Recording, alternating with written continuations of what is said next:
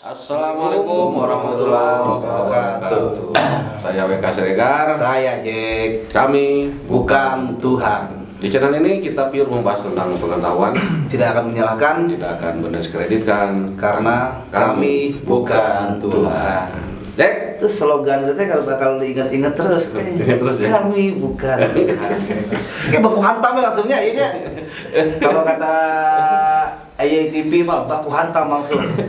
Oke, sahabat, kami bukan Tuhan.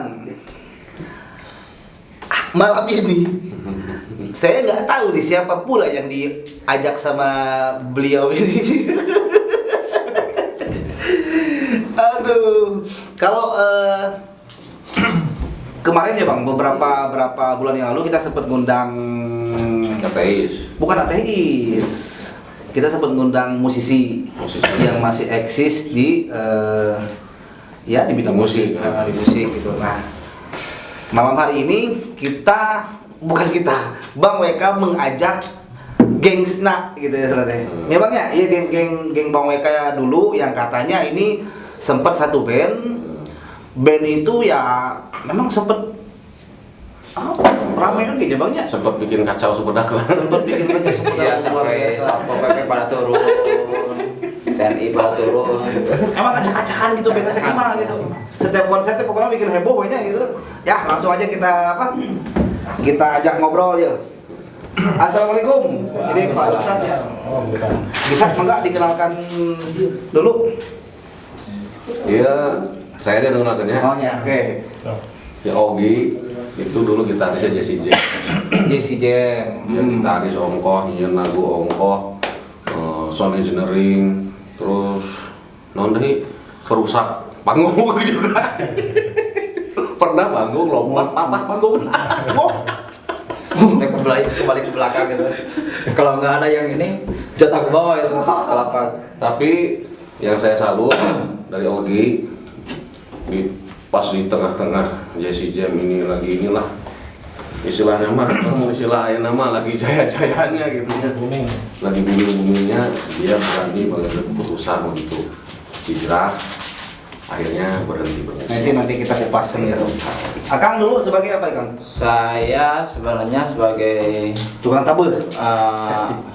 petinju sih. Siapa tukang sebenarnya. ngajak berantem? Petinju sih. Jadi Oh gitu. Jadi yang ada itu ditakol, nakolan nukar itu lah, nakolan nukar itu. Tapi kadang si jamnya ngambilin basisnya kadang, terus Jack kadang. Paling gitu. Tapi sekarang sudah pensiun. Pensiun untuk nakol nabo nggak seinten dulu ya waktu sama Jesse Jam, karena waktu itu emang programnya 1 minggu 2 kali itu pasti rutin. Kalau dalam perasaan sebenarnya sih kangen masa itu sih ya, karena sekarang berubah 180 derajat menjadi lebih ke ngajar saya sekarang. Jadi sekarang menghitung ilmu aja lah ya. Di bidang musik juga. Masih bidang musik ya. Oh. Jadi guru musik. Kalau dulu sekarang dulu pemain musik, sekarang guru musik. Oh. naik mangkat Seperti padahal mau dulu Mas. Jesse Jam kan kemarin memang sempat rame lah, sempat Heboh lah. Wah, tahun berapa sih Kang? Kita nggak bahas Jesse Jam ini sekarang. Iya, tahun sabar itu pas puncak-puncak lah gitu. 17 lah April. 2018 aja. 2017 kalau nggak salah. 17. Abang lagi gitu anak gitu. Nah, dengar nih, Kang. Panggilnya Kang apa Pak Ustadz? Katanya sih udah jadi Pak Ustadz. Saya lebih Jauh. Pak Ustadz. Iya, Kang aja Kang. Rada si Ganem bukan vokalis, anak band dari Selar Seven ini sempat hijrah lagi ya. ya si Sakti ya. Di segmen dulu kan kita sempat ngebahas musik itu haram dengan musisi kan. Dengan musisi. Nah, kalau sekarang itu dengan mantan musisi. Mantan musisi. Nah, cerita sedikit tuh Kang. Kunaon sih eta caritana bisa hijrah yang awal tukang dung gitu kan. Panjang sih sebenarnya ceritanya, jadi titik baliknya dari kan setelah Jesse Jam saya tuh kan bikin lagi side job ya, bandnya Melancholic Demon. Nah dari situ kan lirik-liriknya udah menuju ke religi, cuman aransemennya masih rock and roll. Cuman dari sisi lirik, penyampaian ke audiens sudah masuk nilai-nilai religi gitu. sebenarnya nggak langsung mau berhenti bermusik. Jadi pertama yang saya lakuin gitu, step pertamanya itu pengen memperbaiki kualitas beribadah gitu. Oke. Jadi mulai dari wudu lagi, mulai dari sholat lagi yang sesuai. Tapi kan benar, musik kan tidak mengganggu ibadah. Ya pertamanya dari situ dulu. Oh. Nah, dari situ dulu kita saya masih bermusik, Masih tetap musik, band. terus masih banyak proyek lagi kan. Di recording juga masih gitu kan, jadi sound engineer, dari banyak lah jangan aktivitas lain di musik, benar musik kayak dulu. Nah, momen sehingga pada saat itu benar-benar out aja dari dunia musik itu pas apa itu? Kan sering scroll IG ya, ya dari kan mulai dari ilmu-ilmu yang kayak tadi ya, ibadah gitu ya, suka ada gitu musik itu haram, tapi nggak langsung gitu ya musik haram, nggak langsung di skip aja.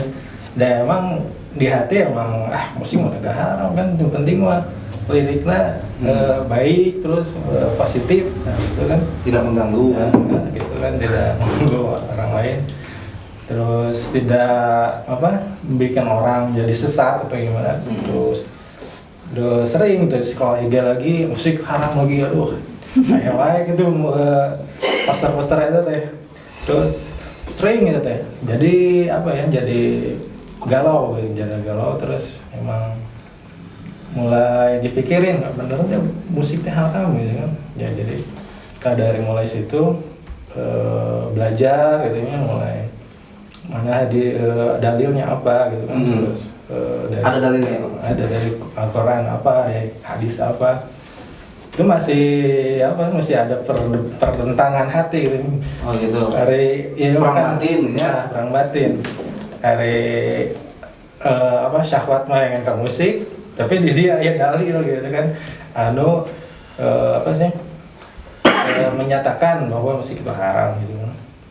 Itu yang menyatakan itu dari dalil atau mungkin memang dari perasaan Aogi pribadi gitu, yang menyatakan musik itu haram? Ya pasti dari dalil kan. Dari dalil ya, berarti dari, karena sosmed dan karena dalil, berawal dari sosmed. Ternyata sosmed aya efek baiknya oge, efek positifnya oge gitu.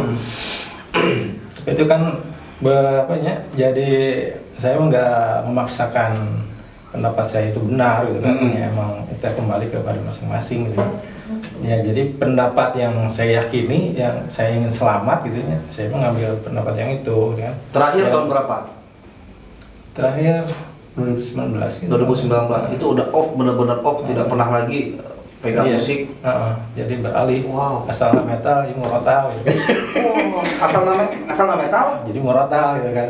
Murotal aja. Kayak orang bahas murotal. Murotal itu apa? Merotil Quran. Ya, orang yang merotil Quran. Nah kan, ini kan udah lama 2019, berarti kan hampir kurang lebih 3 tahun ya. Itu ada rasa kangen nggak? Ada rasa misalnya haus? Karena kan passionnya kan dulu memang di seperti musik kan. gitu. Emang dari pertama bikin studio recording itu dari 2008 benar-benar profesional di musik. Wah, 11 tahun. Satu dekade lah kalau itu ya. Satu dekade Sumedang, di dunia musik. Sumedang dan Semi Jawa Barat dulu recording ke Revolver Studio. Malahan sampai sekarang masih banyak gitu. Tapi masih ada studio lagi. Kan studio kosong masih banyak Sampai sekarang ya? Sampai sekarang. Kan gitu. Masih banyak sampai sekarang gitu. Oh, ada studio rekaman. Studio rekaman yang buat apa? Nyewa-nyewa itu juga, ngeband juga di situ juga ada. Super recording khusus khusus. recording aja. Recording. Padahal mah manfaatkeun nya gitu. Aset Sebenarnya banyak pertimbangan juga sih. Jadi misalkan mau lebih serius resign dari musik itu banyak pertimbangannya. Ya pertama emang nggak bisa dipungkiri dari sisi ekonomi kan. Saya benar-benar pure dari musik penghasilan. Saya punya anak 2 gitu kan. Terus gimana nih nanti ke depannya gitu kan. Sementara penghasilan saya benar-benar dari pure dari musik, mau dari manggung, dari recording, terus bikin jingle kayak gitu. Terus jadi ya banyak kan benar-benar di musik gitu. Berarti bukan di pending atau di mute dulu, ini mah memang benar-benar berhenti total. Cut off. Iya. cut off. Kalau Akang sendiri masih tapi bermain di musik gitu. Tapi kalau gaul masih sama teman-teman satu band atau yang mayoritas pemain band kurang sih, nggak tahu ya. Jadi natural aja, bukannya saya menarik diri, tapi nggak tahu. Ya mungkin Ini ya, masih bisa Allah. berteman baik gitu kan sama Ya masih. Ya apalagi sama ini kan masih om, masih ada ikatan keluarga kan gitu. Terus saya minta pencerahan tentang surat Al-Mukmin misalkan. Oh iya. Terus asal jangan surat alkohol lah, alat Surat alkohol. Kak, ada yang ada. Nah, tadi balik lagi ke itu, ke pertanyaan tadi. Setelah emang saya Jesse Jam itu masih jalan sebenarnya waktu saya ke Bogor, cuman karena terkendala durasi sama tempat jarak kan. Selama di Bogor ada 3 event kalau nggak salah, 3 event saya manggung sama Jesse Jam. Pada akhirnya di awal tahun 2019 itu mungkin panggung terakhir sama Jesse Jam terakhir itu mungkin itu. Tetap sih eksis karena emang passion di situ. Ya. Cuma saya lebih pola pilah lah gitu, maksudnya genrenya seperti apa. Lebih ke kebetulan saya ngajar di Aliyah juga, di Sanawiyah juga. Jadi ingin mencetus yang yang fondasinya dasarnya dari agama tersebut gitu. Berarti aliran musik pun 360 derajat itu berubah Sebenarnya. Cuma dari tetap awalnya kalau underground rock kan. iya tetap, tapi kalau secara itu tetap pengennya ngebut sih, jadi hard rock juga jadi ngebut gitu, temponya hanya harusnya 60 jadi 180 gitu. Sama saya itu ngebut aja gitu. Memang pastinya di situ sih. Basicnya kan di situ kan. Iya, biasa cepat gitu kan, kelambat, terus musik dengan beda latar belakang ya, musiknya dari hard rock asalnya band pukul jadi band kepret kan. Jadi emang adaptasi juga sih sebenarnya. Cuman karena saya niatnya pengen ibadah, apa yang saya punya ilmu saya kasihin ke anak-anak, semua menjadi manfaat lah gitu lah. Nah Bang, kalau kemarin kan memang sempat nanya juga ke Bang Weka kan mengenai musik gitu. Ini ada sugestinya juga dari sosmed dan ya lingkungan sekitar juga yang menyebabkan Pak Ustadz Ogi sekarang memang benar-benar cut off di dunia musik. Menurut Abang sendiri Bang, gimana Bang yang sekarang sebagai pendakwah iya, pemain musik pun iya gitu, dan mendakwahnya pun dengan bermain musik di sekarang Bang Weka. Syair. Gimana pendapat Bang Weka mengenai musik atau Tentang apanya? tentang apakah memang benar gitu musik itu haram? Saya boleh itu jawab, boleh memakai dulu Boleh. sepatah dua kata. Jadi Dua patah kata kan?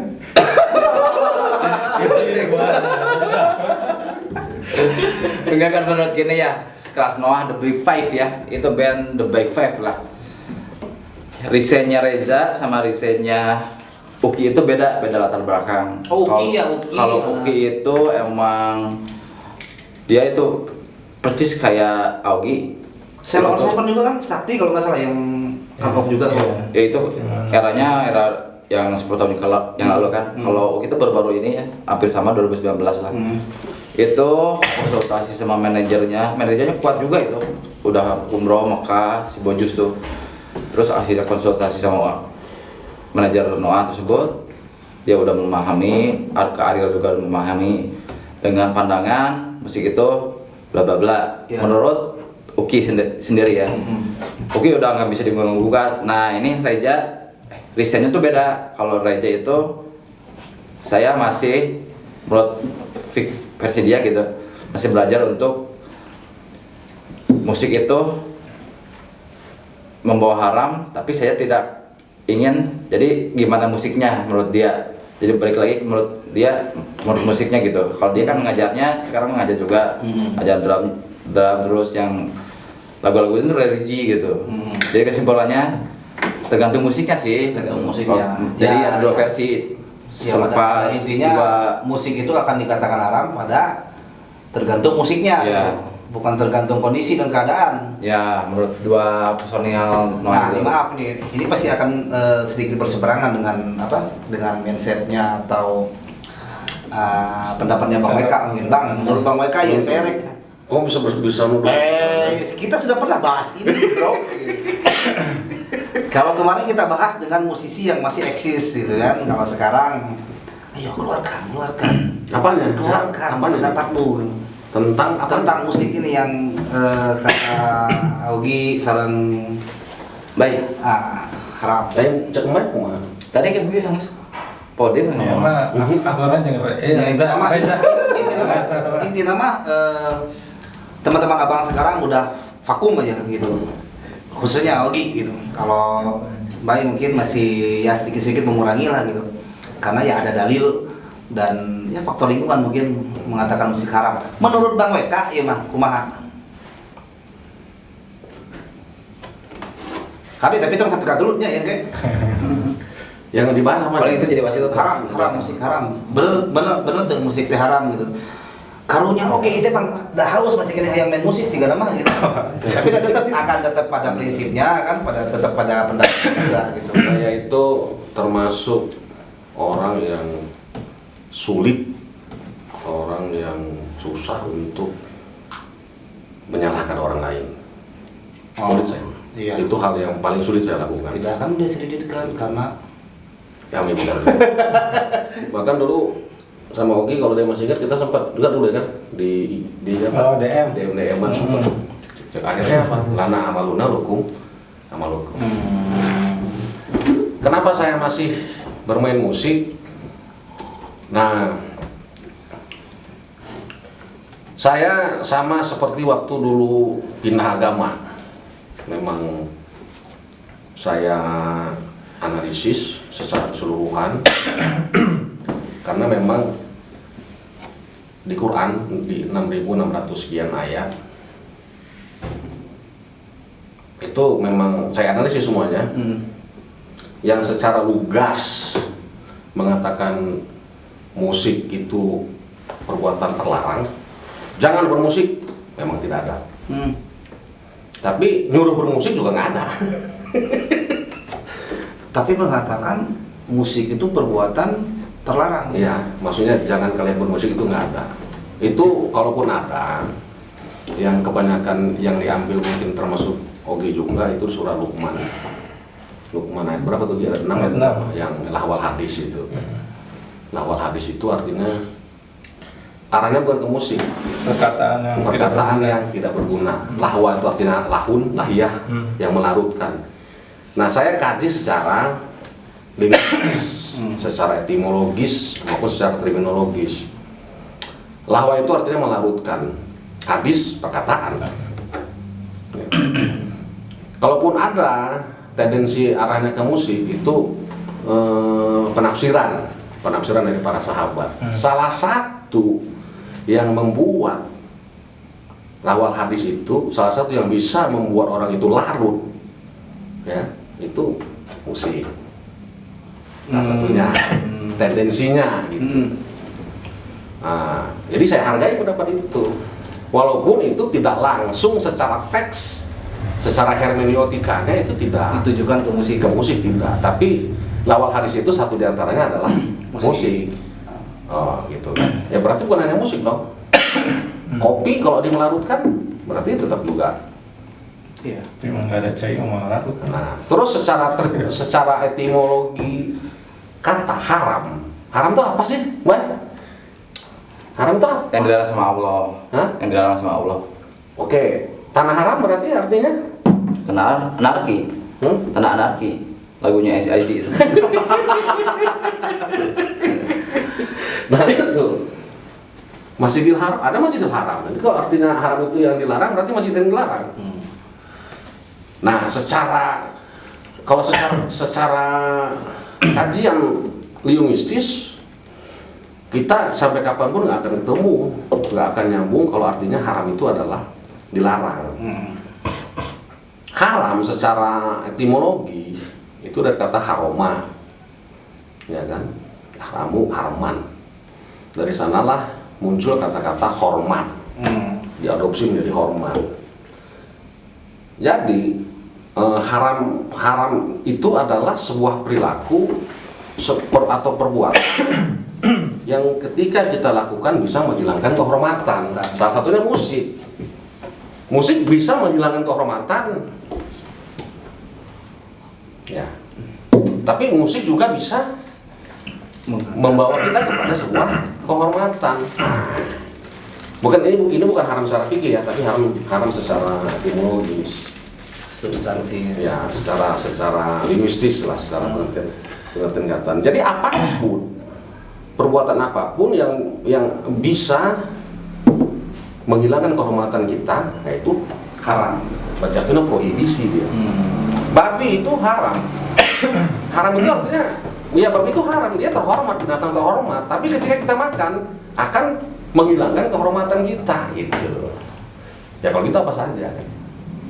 Ya, berkata kasar juga bisa menghilangkan. Ya mungkin Ogi lebih memilih jalan aman untuk menyelamatkan dirinya agar kehormatan dia tetap terjaga di mata Allah. Makanya tidak lagi bermain musik Dan kita hargai.